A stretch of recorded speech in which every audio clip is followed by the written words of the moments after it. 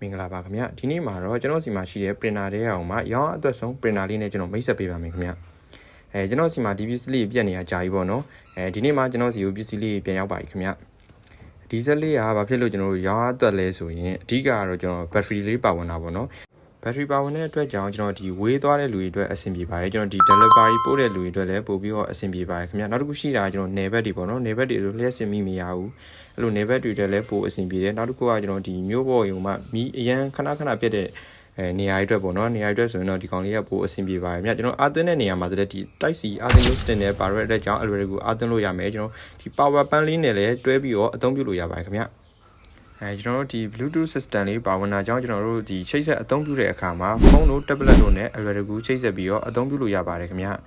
ဈေးနှုန်းလေးမှာဆိုရင်လည်းကျွန်တော်က2,690,000ကျပ်ပဲကျပါမယ်ခင်ဗျအဲ့အတွက်ကြောင့်ကျွန်တော်တို့ဘာချက်လဲစစ်ဖြစ်တယ်ပေါ့နော်runny ဘိုင်းမှာဆိုရင်လည်းကျွန်တော်တို့ဘက်ကနေ runny service runny ပေးထားပါတယ်ခင်ဗျမှာယူမယ်ဆိုရင်ကျွန်တော်ရဲ့ TikTok shop ဘောက်ကနေလာရောက်မှာယူလို့ရပါတယ်ခင်ဗျကျွန်တော် printer လေးနဲ့ပတ်သက်ပြီးသိချင်တဲ့အကြောင်းအရာလေးရှင်လေကျွန်တော်ရဲ့ TikTok comment မှာလာရောက်မှန်းသွားလို့ရပါတယ်ခင်ဗျအားလုံးကျေးဇူးတင်ပါတယ်ခင်ဗျ